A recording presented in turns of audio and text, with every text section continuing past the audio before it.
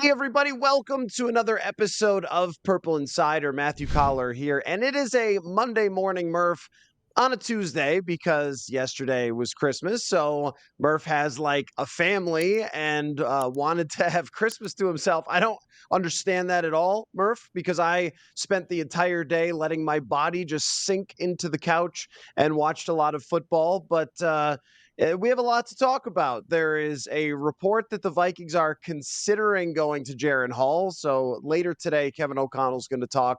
We'll get into all of that. But I did want to start with a question for you about yesterday's game with the Raiders and the Kansas City Chiefs. So the Raiders annihilated the Kansas City Chiefs offense. Patrick Mahomes was running for his life the entire day. They come away with a win in which their quarterback threw for 62 yards. Does it change the way you feel about Josh Dobbs at all that the Raiders were able to do that? Like their defense has taken this huge step since Josh McDaniels got fired. Yeah, I mean Antonio Pierce has really got that defense cooking, but I would hesitate to say that there's still hope for Josh Dobbs. I think Mahomes has shown himself to really not. I think that I think the pace and the amount of games and the amount of heavy lifting games that the Chiefs have played over the years is really starting to take its toll. I think you're seeing a little bit of the roster flaying. You're seeing the injuries catch up. Which is want to do with a championship club that's been able to play as strong as they have.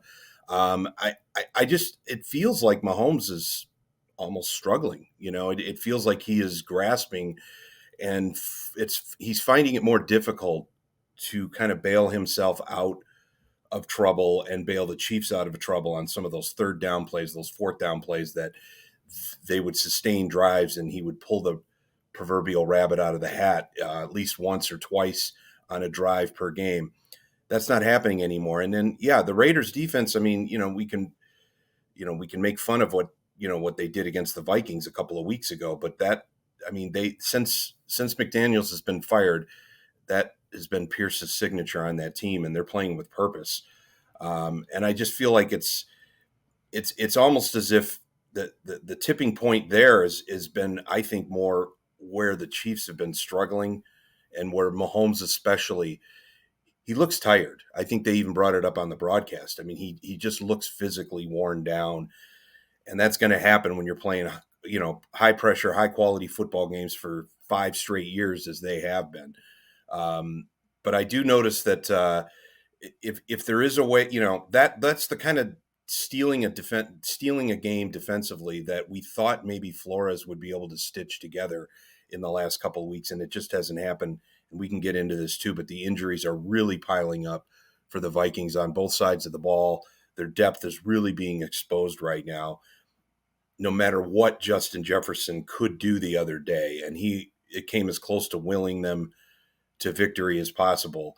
I think the clock has run out on the Vikings magic, even for Brian Flores and all he's been able to put together with that sort of undermanned defense all year, doing it by committee, doing it by belief, doing it by players getting an opportunity to maybe thrive and taking advantage of that opportunity. But there's even limits to how much that can play out over the long haul. As we know, if you're a top ranked premium talent player, whether it's quarterback, receiver, guard, cornerback, safety, the greats do it consistently for 4 quarters and 17 games. The potential folks can do it for 4 or 5.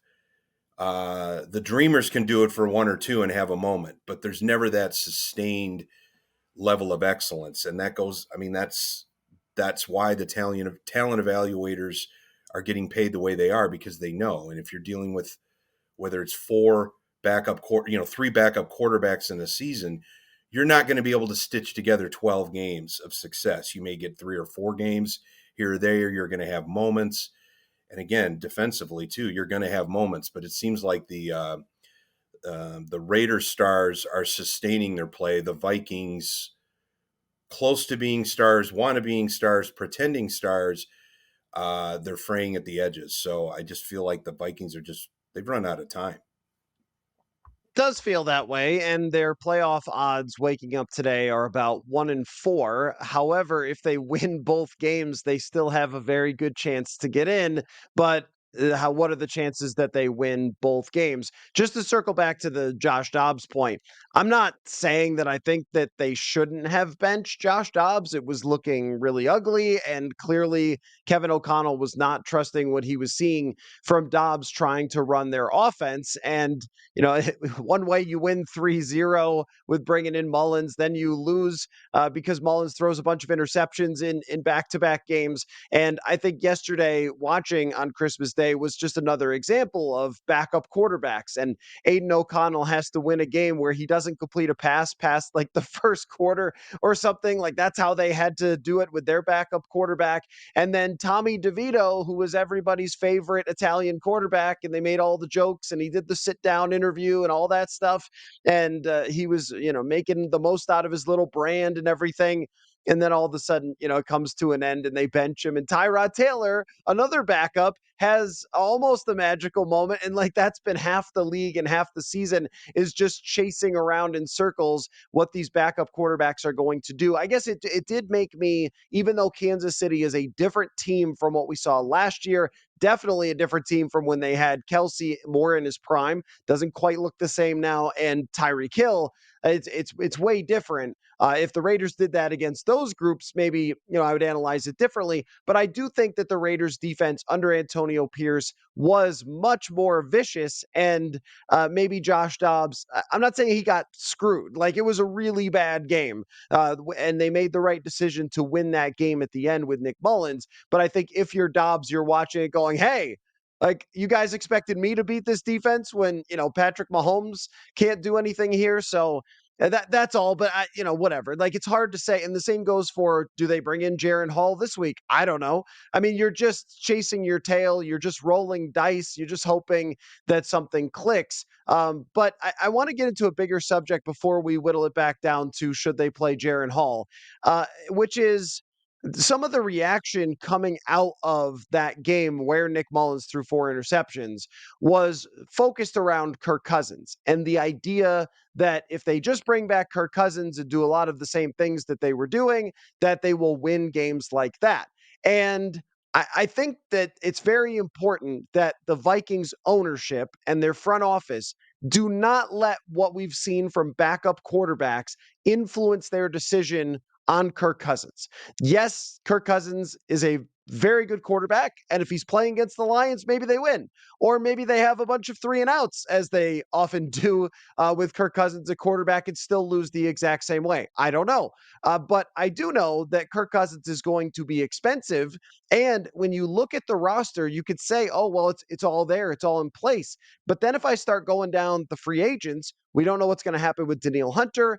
KJ Osborne is not going to be here. Brandon Powell is a free agent also. If you're thinking he's a KJ Osborne replacement, they don't have an answer at running back. Dalton Reisner is a free agent at left guard. Are they going to re-sign him? Jonathan Bullard on the defensive side. We don't know if Harrison Smith is coming back. Like all of a sudden, and Jordan Hicks, who's had a great season, is a free agent as well. And as you mentioned with the defense, Murph, there are good defenses that can squeeze out with a great scheme enough to be above average, and then there are actual great defenses with superstar players across the board, which is what we saw from the Baltimore Ravens last night, a defense that has been built with stars over years that can actually lead you somewhere special. The Vikings do not have that. So do you agree with that statement that what we have seen from the backup quarterbacks should not influence anything that they do in terms of the quarterback position going forward? Folks, we are going all in on prize picks this football season. Every week, we are playing and testing out our skills here on Purple Insider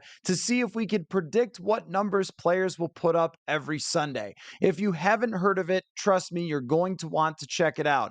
Prize picks is the easiest and best way to play daily fantasy. Instead of battling against thousands of other players and people who spend their entire lives doing fantasy, all you you do is pick more or less on between 2 and 6 player stat projections. So say a quarterback's number is 250.5 yards, go more or less, and bang, you are playing. And you can pick from hundreds of players and numbers this football season. The cool thing is that it's quick and easy and does not cost an arm and a leg. You can turn $10 into 250 just like that. Again, the perfect way to fit it into a busy day. Click, click, and you're playing. This isn't just something that I like. You're going to hear us doing every single week prize picks on the show on Purple Insider. So go to prizepicks.com/purple and use the code PURPLE for a first deposit match up to $100. That's prizepicks.com/purple with the code PURPLE. Daily fantasy sports made easy.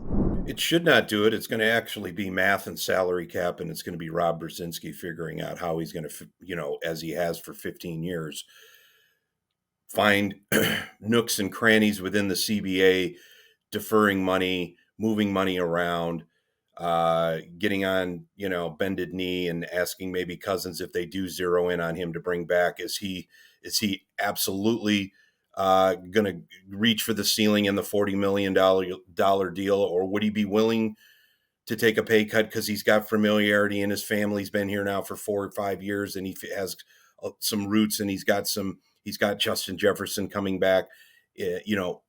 What is that discussion going to sound like? What would it have sounded like if he didn't blow out his Achilles? Now that he's turning 36 and he's going to be 37, 38 when this next deal matures, coming off of a major surgery, which we'd always talked about his durability being one of his great, key assets. That's taken a little bit of a chink too.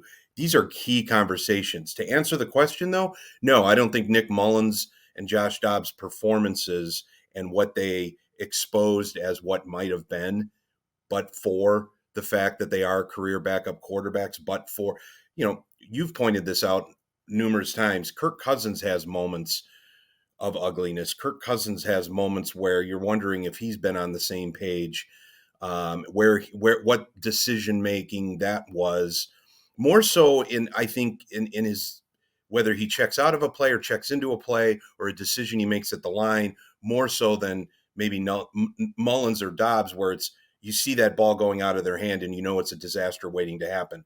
You get a few of those moments with Cousins, but it's mostly his decision making and what goes on, his conservative sort of default to checking down, as we saw in the playoff game against the Giants. Those are the kinds of decisions that leave your head scratching. So I don't think the lack of performance and the sort of regressing to the mean that was always obvious for Mullens, for Dobbs, that'll probably be there for Jaron Hall, should necessarily impact whether or not they're bringing Cousins back. They have to figure out, as you had mentioned too, who they're going to pay, what they're going to pay. Is Flores coming back? Is he going to be able to sustain a defense that's going to require draft capital, free agent capital, and just capital in general? It's always that balancing act of how much money you're spending on either side of the ball. But you're right, Cousins is going to vacuum up a ton of cash. JJ obviously is going to as well. They have options with him, whether it's franchise tagging or they do have a little bit more of a hammer in management. But then that gets into the psychological aspect of how many times do you want to grab your star player by the back of his pants and hold him back financially. That doesn't always play out well in the long run. Danielle Hunter, who's had a monster season, they're due to pay him or he's due to get paid. Where is that going to go? Is Harrison Smith hanging it up for real? Were the progressions of Bynum and Murphy, were these just aberrations? Were these Brian Flores magic tricks? Is he going to be back? Is that sustainable? Are they going to draft? And what are they going to draft and invest on the defensive side of the ball? Because even if they don't go the Cousins route, if they go a middling free agent route, if they go the draft and developing route, that's going to take patience. You're going to be leaning more on your defense going forward. So how is the identity of the team going to take shape with how they dictate the future of that position? Where is the future going to be at your defensive coordinator position? And how are you going to invest limited funds to stars that are due to get paid? And those decisions that are made, how is that going to influence what you're drafting, what you're developing, what you're going to try to nab in free agencies? I mean, these are all the These are not new offseason questions that teams face. They're new questions that the Vikings are facing, and they're new questions that this particular regime going into its third year are going to be facing. You're going to see a lot of identity shifting, I think, this offseason for the Vikings. I could definitely see the ownership of the team watching these backup quarterbacks throw 4 interceptions or score 3 points and saying, gosh, it was a lot better with Kirk Cousins. And that is, of course, true. Kirk Cousins is one of the 15 greatest people throwing a football on planet Earth. So that is an important thing to factor, that they have a guy that is very good. But when we look at the totality of Kirk Cousins as the Vikings quarterback, it always comes down to one particular issue, which is, how do you build a roster strong enough to compete for a Super Bowl? The goal isn't to feel better about your quarterback play. The goal is to win a Super Bowl. And when I looked through over the last few years, I went through a bunch of the franchises who moved on from quarterbacks that were expensive or older, and a lot of them ended up working out pretty well that they moved on. And Carson Wentz is a good example. He wasn't older, but he was expensive. And when the Eagles Joe drafted Flacco. Jalen Hurts, yeah, right, Joe Flacco to Lamar Jackson. When the Eagles drafted Jalen Hurts, people were baffled. Why are they drafting Jalen Hurts? They've got this quarterback who's pretty good. And remember, Carson Wentz went 9-7, and they didn't have great receivers. But the economics game of the NFL is where it is mostly won and lost, is who can build a more complete roster. And we're seeing this, I think, even more now in the NFC, where there's no Rodgers, there's no Drew Brees. It's all about everything that you have around the quarterback.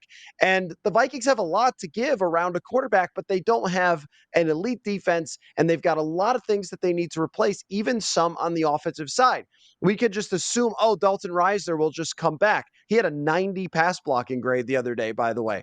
And he could cost $8 to $10 million a year. I'm sure that's what he's going to be seeking, because that's around what his peers are making. If you move on from Kirk Cousins, you can do that. If a number 3 wide receiver, a good number 3 wide receiver in free agency, costs money. We didn't see anything from Jalen Naylor this year. He was mostly hurt, to suggest that he could be that guy. So that's what, $12 to $15 million if you want a good one. And you mentioned Danielle Hunter, another safety. Like, are you asking Josh Metellus to now go play traditional safety after playing this hybrid type of role where he's really thrived? If Harrison Smith retires, I mean, I don't know that he's going to. There's just a lot And to will be Flores be done. back? And what does that Right. mean for the whole unit?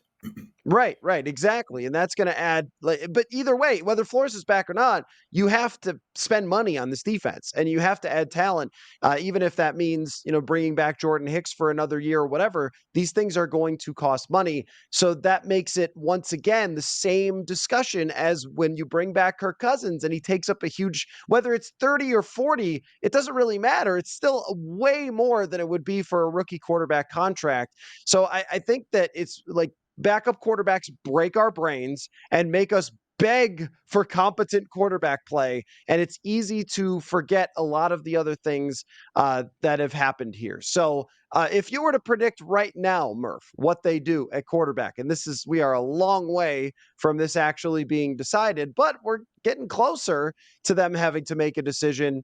What do you think they do?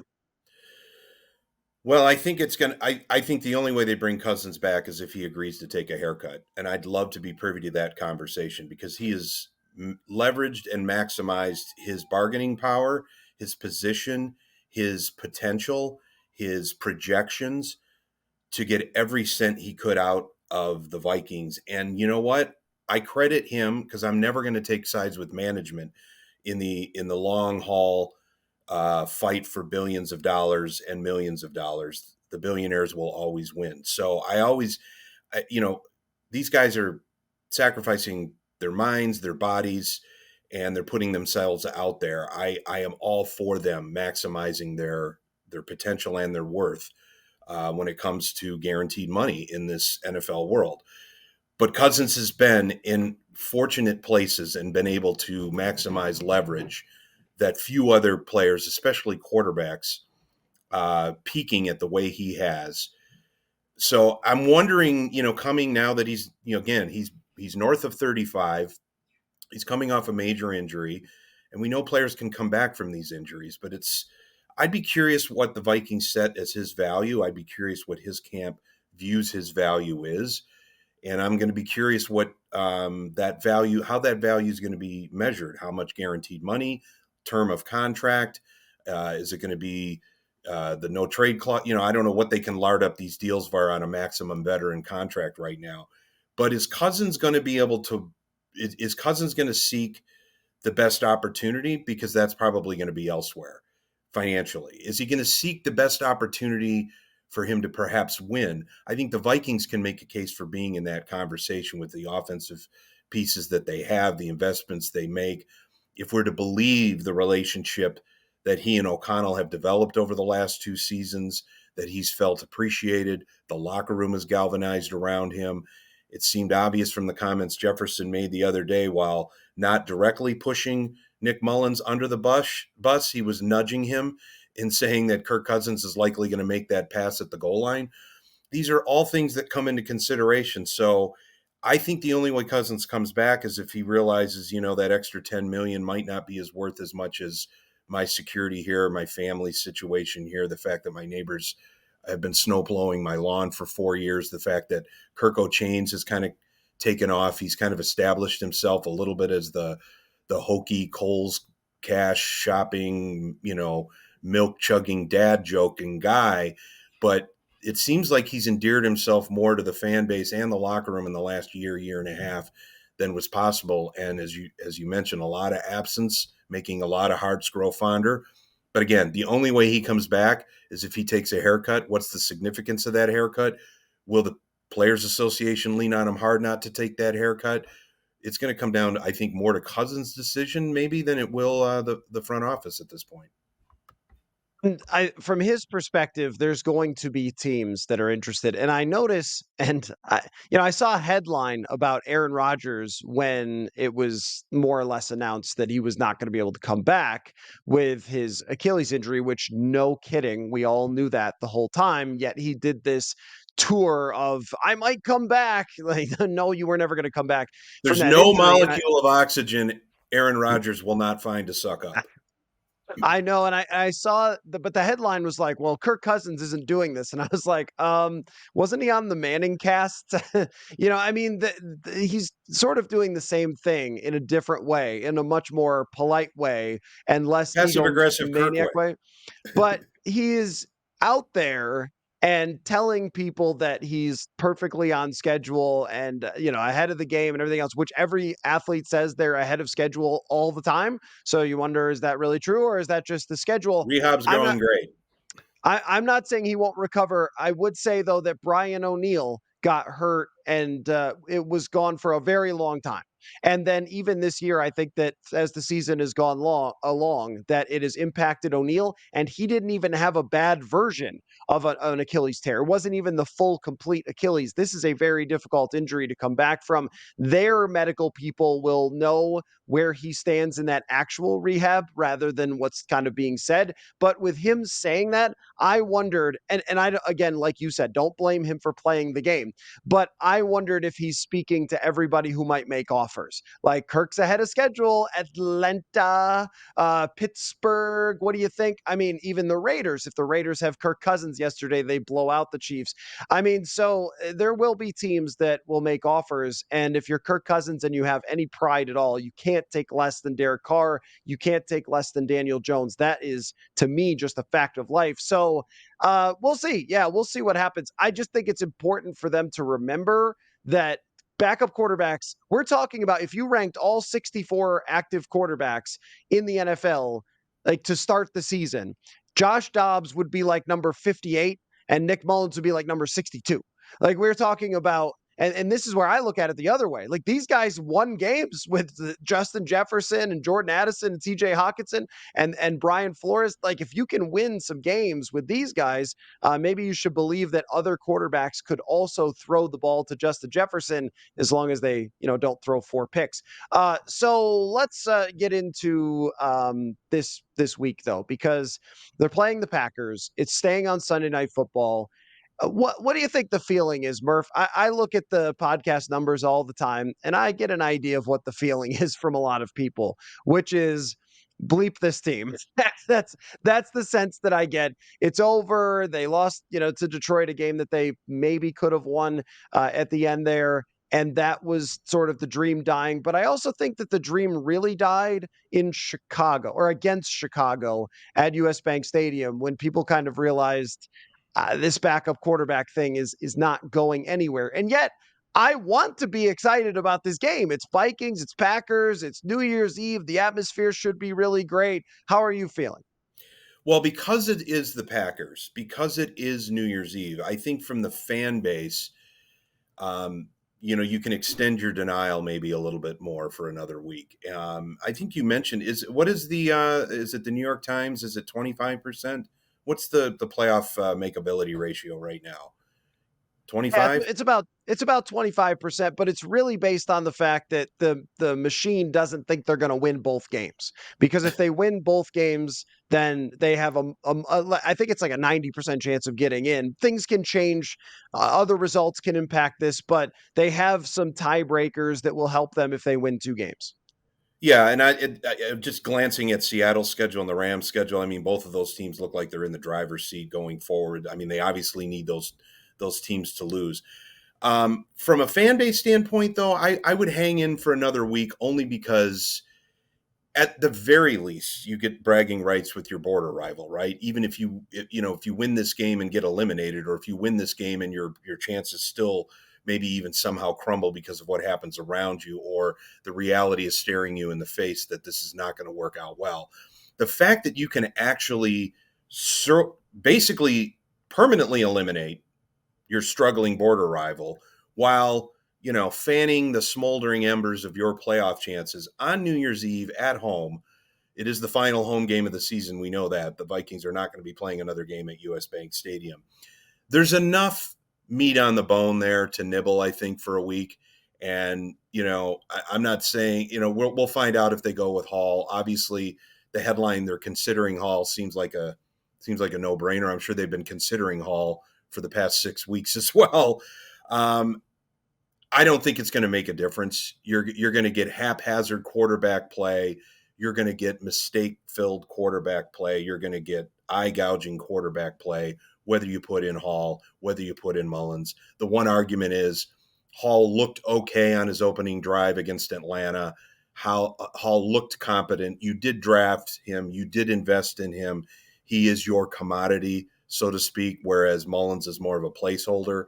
I'm not sure either one of them gives you a better chance to win against the Packers. You're probably going to defeat the Packers because Jordan Love self-immolates, or the Packers lose the game more than you're going to win.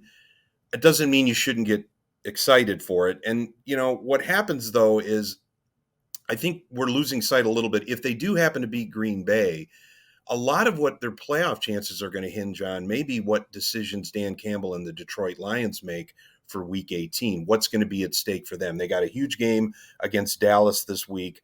If a loss puts them firmly in that number 3 seed, if a win doesn't still give them a chance to advance, I don't have the math in front of me. You can tell me maybe a little bit more, but it may be just based on what Campbell and the Lions are doing for Week 18 that gives the Vikings perhaps a chance if they're resting some starters, but that's way down the road.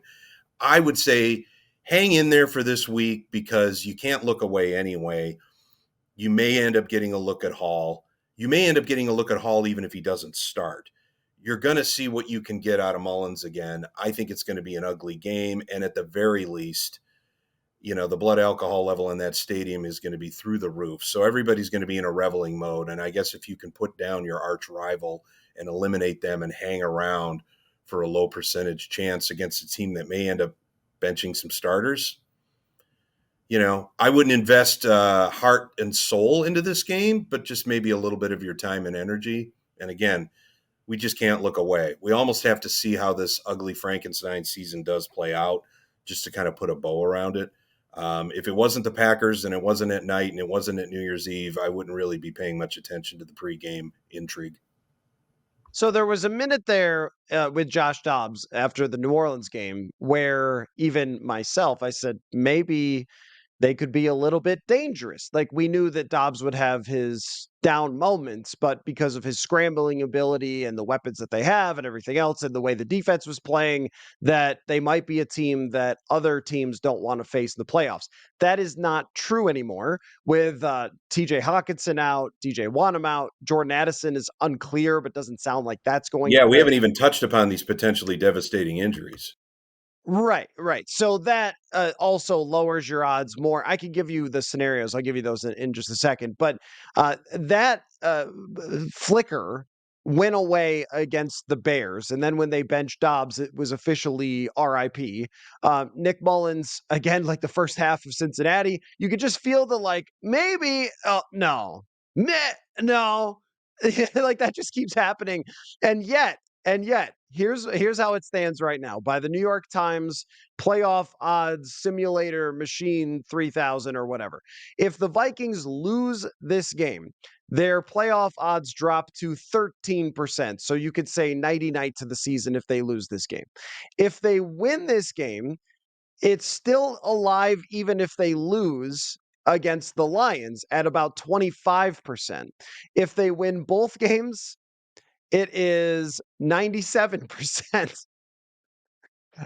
So it really comes down to, do you win both games? Can you win both games? And if they and despite all of the times where we thought it was over, we thought it was over at 0 and We know 3. they can win We, the both games. yes, we know they can win both games. We thought it was over at 0 and 3. We thought it was over at 1 and 4. And every time they have walked up to that line of like, okay, now it's definitely over. If they lose against the Raiders, it's probably over right there. And yet they kick a game-winning field goal at the end. And so here you stand going against Joe Barry's defense in Green Bay, which just allowed 30 points to the Carolina Panthers. And I will say that Jordan Love is playing a lot better football than he was the last time. And now they're going to have to do it without DJ Wanham. Byron Murphy is banged up. Poor Harrison Phillips, man. What a gritty performance. But also, probably should not have been playing. He was the lowest graded PFF player for the Vikings because he was just hurt. And there wasn't a whole lot that they could do to stop the run there. Like, I don't have a lot of confidence that they can win this game because that team has all their players and your team doesn't, including Hawkinson and Addison. But it's so funny how this season, no matter how many times we've declared it over, is not over. Do you think if we pulled 10,000 Vikings fans, maybe that makes your math too hard. How about 1,000 Vikings fans? How many would say they'd rather them just lose the next two games and get a draft pick? 501. I'll just bet $1, Bob. It depends on which 1,000 fans they are. Our subscribers or the are we talking about the ones that are always with a 3 to 5 year plan, or the ones that are just looking at both feet in front of them?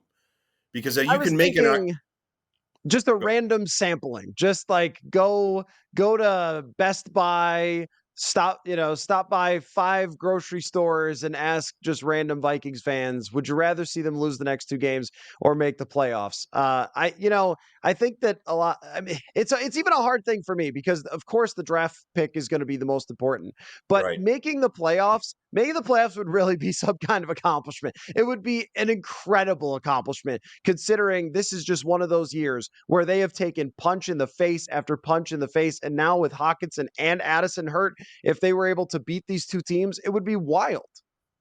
Yeah, and I don't know, what does 7 and 10 get them compared to 8 and 9, 9 and 8 in terms of draft order. As It's you big. were pounding the pavement and the table with your shoe 6 to 8 weeks ago, when that was a question that you had to really consider then. When Cousins goes out on whatever it was, October 30th, October 29th, that's when you start adding up the wins and losses and maybe figuring out where you could, leverage your best draft position. Today, it's what, 1 or 2 spots on the ladder. I mean, depending. Oh, it's big. What It's is actually big. 7 and 10 compared to 9 and 8 going to do for him? So getting in the playoffs puts you at the back of the line just Yeah, by that's true. getting in the playoffs. So if you get in the playoffs, you're like 20th at best. And if you go 7 and 10, they could be flirting with a top 10 pick depending on the way everything else plays out. It's actually a lot of spots. That's why I ask. If it was like 2 spots, whatever, who cares? But in this case, if you lose the next 2 games, you are within shouting distance of trading up for a top quarterback. If you are in the playoffs, you are sitting at like 20th. It would be an amazing accomplishment for the coaching staff because like winning these next 2 games is going to be extremely, extremely hard. But it's hard to deny what we were just talking about with the quarterback situation. This could be one of those moments that we look back on for years ago. Well, hey, they lost those 2 games, and that's how they got Jaden Daniels and won those 3 Super Bowls. Or Right. or they missed out on that opportunity because they beat Jordan Love, and then Teddy Bridgewater played in the final week, and you know what I mean? Yeah, no, that's what you're right. That's what it's going to feel like. You're going to get that temporary, boost of energy by beating your arch rivals on New Year's Eve at home on national television and permanently eliminating them. And then you're going to get your participation trophy at 9-8, maybe, or even 8-9 for a wild card road game that we're going to celebrate as, you know, an impossible feat and a fine badge of honor for your outgoing defensive coordinator Brian Flores to burnish his head coaching resume. And boy, what a job Kevin O'Connell did from keeping the locker room from coming apart. But now you're drafting 21st, and the 2026 Vikings would like to have that last week in December back. Thank you very much. And such is the history of the Minnesota Vikings, it seems. Let me ask you one more thing. So you're a Detroit native. The Detroit Yeah. Lions are champions of the NFC North. They just a couple of years ago decided to go all the way to the bottom, rebuilt their roster, and boy, do they have a lot of talent on that roster now. It's not a pro tanking discussion, but the Green Bay Packers seem like they have their quarterback now. It's been a little bit of a roller coaster for Jordan Love, but he's had more good games than bad games. And their receivers have started to come alive a bit. They've started to work the offense around him. And no doubt they're going to go into the offseason this year looking for more wide receiving talent and probably fire their defensive coordinator and so forth. And the Chicago Bears have won some games under Matt Eberflus, but still very much in line to draft number 1, Caleb Williams.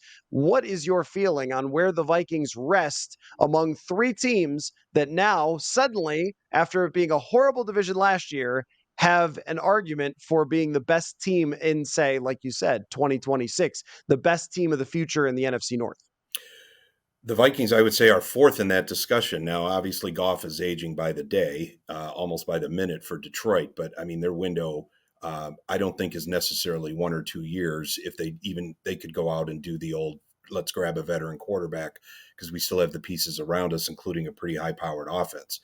I think the Vikings obviously face the most difficult decisions, and they generally put themselves in the position of having these difficult decisions because they have been a 50-plus year sustained franchise of constantly looking to stay in contention.